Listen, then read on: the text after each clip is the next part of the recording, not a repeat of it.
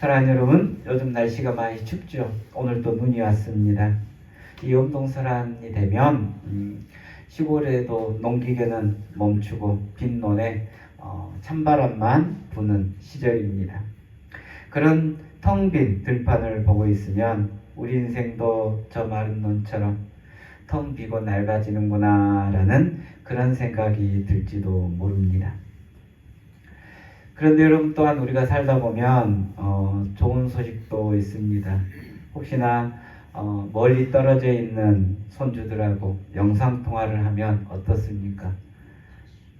막 보기만 해도 기분이 좋습니다. 그 조그만 기계 안에서 할머니, 할아버지 막 부르는 그 아이들의 맑은 눈망울을 보고 있으면 정말 세상이 좋아졌네 라고 생각하면서 입가에 웃음이 번지기도 합니다.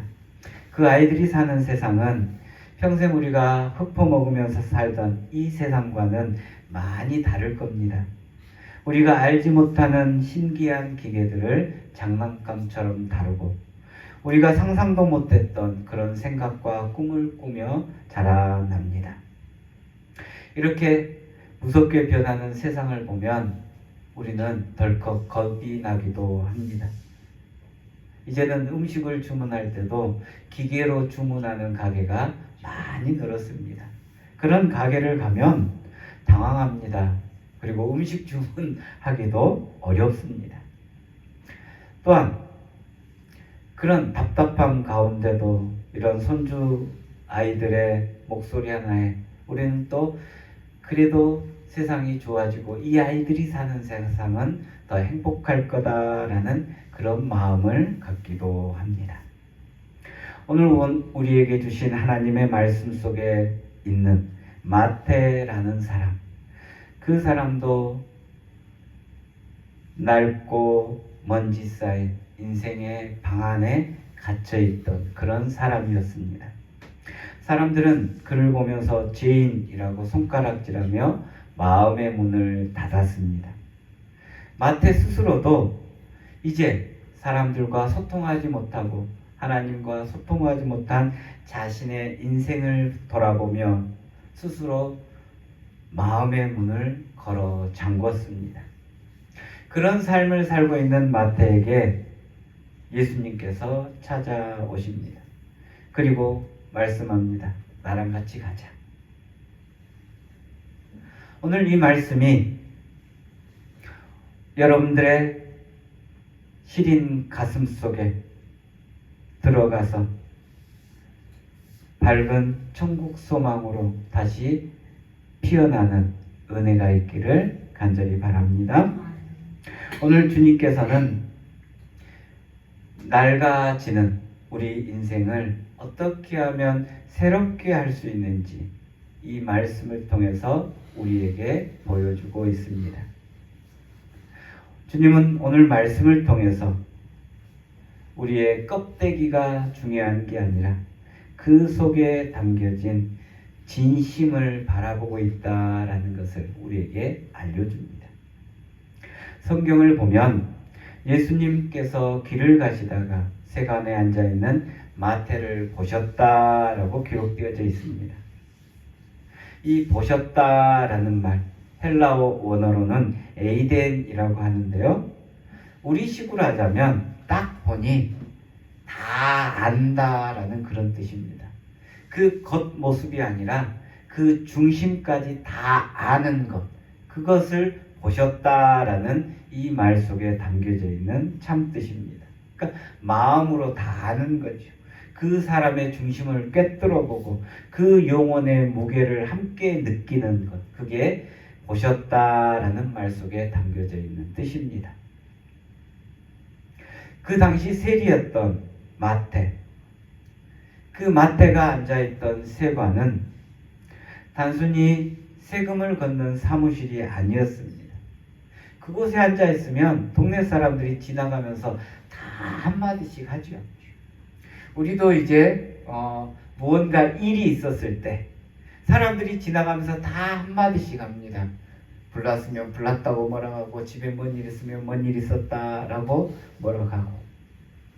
이런 동네 사람들의 따가운 눈총과 욕설이 쏟아지는 장소가 바로 세리 마태가 앉아 있었던 세관이었습니다. 지옥 같은 곳이었겠죠. 마태는 돈을 조금 벌었을지는 모르겠지만 그런 소리를 계속 듣다 보니 마음속은 이미 숫덩이처럼 새까맣게 타버렸을지도 모릅니다.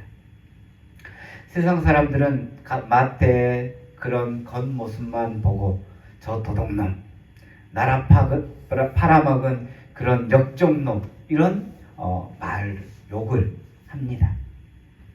그러나 우리 주님은 그 세관 책상에 앉아있는 남들에게 말하지 못한 그 마음을 주님은 보셨다라는 거예요. 그 짠한 눈길로 이미 그 마태의 마음을 다 알았다라는 그런 말씀입니다. 여러분, 자식이 말하지 않아도 부모는 그 얼굴빛만 보고도 뭔 일 있는지 무슨 일이 있는지 느끼게 됩니다. 그게 바로 주님의 눈길이었습니다. 오늘 주님께서 여러분을 부르시면서 따뜻한 눈빛으로 나랑 같이 가자 라고 손 내밀 때 어떤 마음이 들까요? 그 말을 들었을 때 마태는 어떻게 했습니까? 그가 일어나 주님을 따랐다라고 전합니다. 다 내려놓고 일어났다라는 거죠. 일어났다라는 이 말은 우리가 나중에 예수님께서 죽으신 뒤 3일 만에 그 죽음을 이기고 부활하셨다라는 그 부활이라는 말과 똑같습니다. 그러니까 같은 뿌리에서 나온 말이에요. 그러니까 단순히 몸을 일으켰다라는 게 아니라 온 몸에 새로운 생기가 들고 무릎에 새 힘이 불끈 들어간 그 뜻이 담겨져 있는 말이 바로 일어나다라는 말입니다.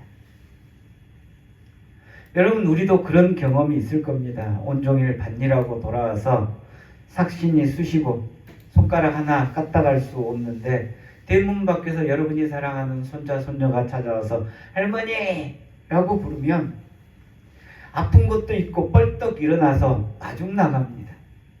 누가 시켜서가 아니라 반갑고 기뻐서 몸이 먼저 반응하는 거죠. 이게 바로 일어나다라는 말 속에 담겨져 있는 뜻입니다. 여러분, 주님이 우리를 알아봐주면 죽었던 인생도 기운 없던 인생도 이렇게 다시 살아납니다.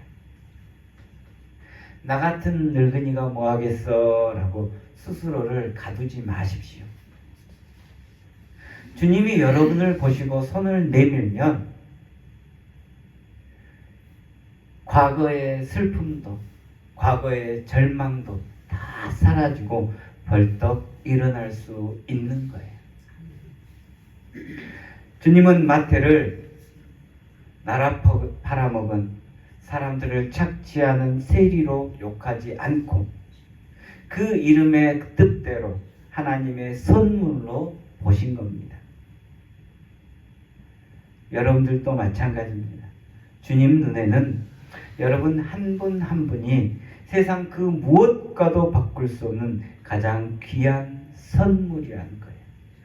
그래서 여러분을 위해서 이 땅에 내려오셨고 여러분을 위해서 십자가를 지셨고 부활하셨습니다. 아멘. 이 주님의 은혜를 다시 한번 기억하시길 간절히 바랍니다. 아멘. 주님은 번듯한 형식보다 서로를 짠하게 여기는 마음, 그것을 더 귀하게 여기십니다. 예수님께서 마태의 집에 들어가셔서 죄인들과 세리들과 식사를 하시니 옆에서 지켜보던 똑똑하다라고 하는 사람들이 비웃습니다. 저렇게 부정한 사람들과 어떻게 밥을 먹을 수 있냐? 그때 주님께서 말씀합니다. 내가 긍휼을 원하고 제사를 원하지 아니하노라. 긍휼이라는 것은 엘리오스라는 헬라어를 쓰는데요. 여러분, 길 가다가 길에 넘어져 있는 아이들 보면 어떤 마음이 듭니까? 홀로 외로이 등이 굽어서 걸어가는 어르신들을 보면 가슴 한켠이 짠하지 않습니까? 그 짠하게 생각하는 그 마음이 바로 긍휼인 거예요. 아이고 이걸 어쩌나 라고 하는 그 마음. 자식이 아무리 속을 썩여도 밥 굶을까 노심초사하는 그 애틋한 마음, 이게 바로 하나님의 마음이고 긍휼의 마음입니다. 우리가 믿는 하나님은 성경 지식을 달달 외우는 그런 것을 좋아하지 않습니다. 물론 모르는 것보다는 낫겠지요. 그 딱딱하게 우리 머릿속에 들어온 지식이 아니라 사람과 사람이 만나서 서로의 아픈 손을 잡아주고 뜨거운 눈물을 흘리는 그 긍휼의 마음을 더 소중히 여긴다라는 거예요. 기독교는 바로 그런 종교입니다. 기독교는 혐오의 종교가 아니고 사랑의 종교인 거예요. 오늘 똑똑하다 하는 사람들은 예수님과 이 세리를 혐오했어요. 죄인이라고. 손가락질하며 욕했습니다. 그러나 성경의 본뜻은 예수님의 하나님의 마음은 사랑인 것, 짠하게 여기는 마음. 오늘 주님은 우리가 이제 예배를 마치고 마을에서 또 가정에서 혹여나 홀로 사는 이웃을 만났을 때 식사는 하셨습니까? 라고 또 따뜻한 밥 한 그릇 나누는 그런 짠한 마음, 그 마음을 더 기뻐하신다는 거죠. 주님은 스스로 잘났다라고 믿는 사람들을 원하시는 게 아니라 오늘도 주님 저 좀 고쳐주세요. 주님 저 너무나 힘들어요 하면서 울먹이는 가난한 환자들을 고치러 오셨다라고 말씀합니다. 우리가 당하는 모진 고난의 현장에 주님이 오셨습니다. 우리가 논둑에서 그 아픈 허리를 구부리며 논둑 풀을 벨 때, 무릎이 쑤셔 잠을 못 자고 뒤척일 때, 자식 걱정, 그 걱정 때문에 밤을 지새울 때 주님은 이미 우리 곁에 오셔서 우리와 함께 아파하고 계신 분임을 여러분 기억하십시오. 내가 다 안다. 내가 너와 같이 있다. 이렇게 속삭이는 주님의 음성을 꼭 들으시고 그 음성을 통해서 다시 일어서는 여러분이 되기를 간절히 바랍니다. 주님은 우리 인생을 근본부터 바꾸시는 새 소망이십니다. 사람들이 또 묻습니다. 왜 당신 제자들은 금식을 안 합니까?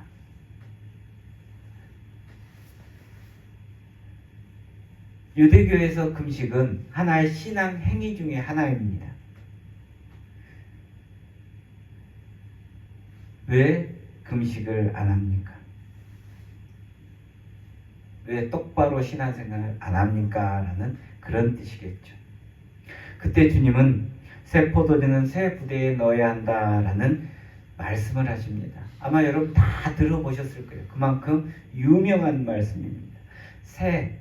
새로운이라는 뜻은 카이노스라는 말입니다. 이 말은 어제 새로운 물건을 샀다라는 새 것이라는 그런 의미보다는 완전히 천지개벽하듯 완전히 새롭게 탈바꿈된 것, 이게 바로 카이노스라는 말의 뜻입니다.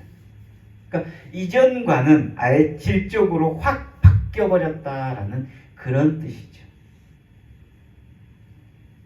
제가 어릴 때는 집에서 술을 담그는 분들이 참 많았습니다. 집 따뜻한 곳에 술독이 막 있었죠. 여러분들도 예전에 혹시 막걸리나 이런 걸 담궈 보셨습니까? 예. 그 새술은 생명력이 넘쳐서 막 시간이 지나면 부글부글 끓어오릅니다. 끊임없이 끓어올라서 넘쳐요. 이제 가스가 차오르고 막 부풀어 오르는 거죠. 마치 살아 움직이는 것처럼 보입니다. 그런데 이 부글부글 끓어오르는 살아있는 술을 낡은 가죽 부대에 담으면 어떻게 될까요? 가죽도 낡으면 딱딱해집니다. 그래서 팽창하지 늘어나지 않아요. 그렇기 때문에 가스가 차면 늘어나면 안 터지는데 안 늘어나고 딱딱하기 때문에 퍽 하고 터져버리는 겁니다. 그렇게 터지면 술도 버리고 그 가죽 부대도 버리게 되는 거죠. 여러분, 세상은 우리 보고 이제 나이 먹었으니까 낡았다라고 할지 모릅니다. 그리고 급변하는 세상 속에서 우리는 점점 낡아지는 것 같아 겁이 나기도 합니다. 그러나 하나님은 지금 이 순간에도 우리의 삶에 카이노스 새로운 천지개벽할 만한 새로운 포도주, 새로운 생명을 끊임없이 부어주고 계신다라는 것을 여러분이 먼저 기억하시길 바랍니다. 급변하는 세상보다 훨씬 더 놀랍고 신비로운 하나님의 새 생명이 오늘 예수님을 통해 우리 가슴 속에 끌어오를 수 있도록 넘쳐나도록 하나님께서 부어주신 거예요. 하나님은 우리 인생을 구멍난 옷을 기우듯 대충대충 꼬매는 것이 아니라 아예 새로운 생명으로 이전에는 없었던 정말 새로운 것으로 우리를 탈바꿈시켜준 거예요. 우리 인생의 그릇 자체를 아예 완전히 교체해 주신 겁니다. 우리가 주님을 모시면 우리의 낡은 인생도 그저 낡아해지는 것이 아니라 해마다 봄이 오는 것처럼 항상 싱싱한 푸릇푸릇한 그런 인생을 살 줄 믿으시길 바랍니다. 그러니 여러분, 제발 여러분 스스로를 가두지 마십시오. 내 팔자가 이런 말씀도 마시고 내 나이가 이런 말씀도 하지 마십시오. 이게 바로 여러분을 가두는 낡은 부대입니다. 이 낡은 부대에 갇히면 하나님께서 부어주시는 새 생명도 그리고 여러분의 인생도 가죽 부대가 터지는 것처럼 새술이 땅바닥에 흘러버리는 것처럼 되는 거예요. 주님의 은혜를 통해서 여러분의 굳은 마음을 정말 부드럽게 바꾸는 모두가 되기를 간절히 바랍니다. 여러분, 우리는 세월의 풍파를 살면서 이제 주름은 깊어지고 손등은 평생 논밭에서 흙 만지다 보니까 거칠 대로 거칠어졌습니다. 비가 오려 하면 무릎도 쑤셔오고 아침에 일어날 때면 아이고 허리야 이 말이 먼저 나옵니다. 몸은 낡아가는 거야. 세월이 흐름으로 인해서 당연히 겪는 자연의 이치입니다. 그러나 진짜 걱정되는 것은 우리의 마음까지 낡은 가죽 부대가 되어서는 안 된다는 거예요. 시골에서 농사 짓다 보면 오래된 장화 아마 여러분 보셨을 겁니다. 쩍쩍 갈라지죠. 오래된 포대기는 슬쩍 만지기만 해도 막 찢어집니다. 우리의 마음이 오래된 가죽 부대 같으면 우리의 마음도 그렇게 되는 거예요. 이제는 우리가 우리 스스로를 포기하고 가두는 절망의 말들, 이런 절망의 말들을 버려야 됩니다. 스스로를 가두지 마세요. 하나님께서 새로운 생명을 주셨습니다. 새롭게 변화시켜 주셨어요. 스스로를 가두면 가뭄을 만난 논바닥처럼 우리도 딱딱해질 수밖에 없는 겁니다. 아무리 주님께서 축복의 단비를 내려주셔도 그게 땅속에 스며들지 않게 되고 겉으로만 흐르게 되는 겁니다. 그래서 반짝 은혜 맞고 기뻐하며 울다가 조금만 힘들면 사그라드는 그런 모습이 되는 거죠. 우리의 마음을 논바닥처럼 딱딱하게 만드는 건 미움과 응어리. 우리 마음속에 신앙생활을 오래 한 사람도 그런 말씀을 하시는 경우가 가끔 있습니다.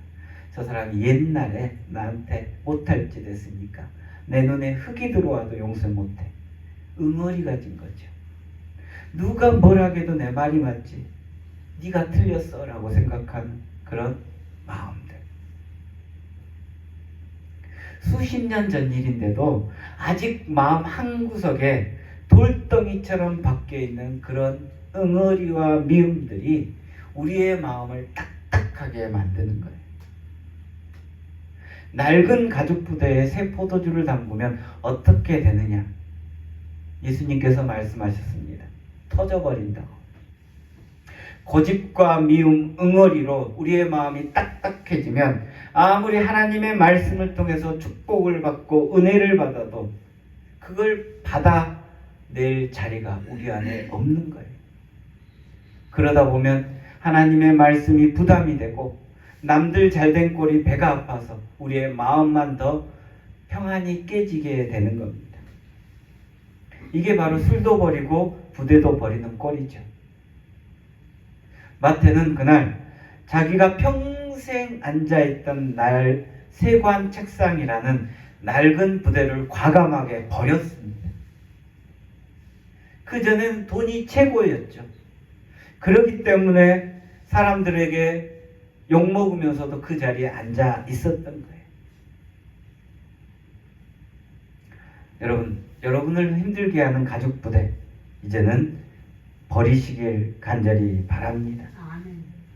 나는 낡았다라고 스스로를 포기하는, 스스로를 가두는 말들도 버리시고, 여러분 마음속에 있는 미움과 응어리, 수십 년 된 그것도 버리시길 바랍니다. 그걸 통해서, 성령의 기름을 통해서 여러분의 굳은 마음이 다시 말랑말랑하게 녹여지는 은혜가 있기를 간절히 바랍니다. 이제 말씀을 마무리합니다. 사랑하는 성도 여러분, 주님은 오늘 우리에게 무거운 짐을 지우려 오신 분이 아닙니다. 야단치거나 왜 그렇게밖에 못 살았냐라고 다그치러 온 분도 아닙니다. 오늘 마태에게 방문했던 주님은 지금 이 시간 우리에게도 찾아오셨습니다. 사랑한다 아들아, 사랑한다 딸아, 내가 너를 고치러 왔다. 나와 함께 가자.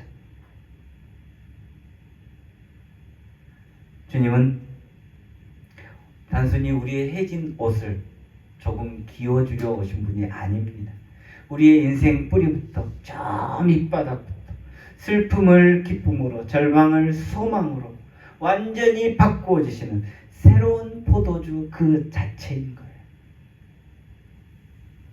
새로운 포도주는 아까도 말씀드렸듯이 살아 있어서 부글부글 새롭게 기운을 냅니다. 여러분, 우리의 몸은 세월의 무게에 눌려 삐걱거릴지라도 우리의 영혼은 주님 주시는 새 생명의 기운을 받아들여 날마다 새 부대처럼 팽팽하게 살아날 줄 믿습니다. 오늘 다시 한번 여러분 기억하시길 바랍니다. 집에 가셔서 늘 마주치는 이웃들에게 오늘 또 짠한 마음, 긍휼의 마음으로 따뜻한 말 한마디를 건네시는 여러분 되시길 바랍니다. 이게 바로 우리의 마음의 기름칠하는 겁니다. 마태를 보시고 짠하게 여기셨던 주님의 그 마음을 우리도 한번 따라 하시는 은혜가 있기를 간절히 바랍니다. 그리고 마지막으로 겁내지 마십시오. 저 하늘의 소망은 이 세상의 기술보다 훨씬 크고 그리고 확실합니다. 주님은 어제보다 오늘 더 새로운 일을 여러분에게 해 주실 줄 믿습니다. 기도합니다.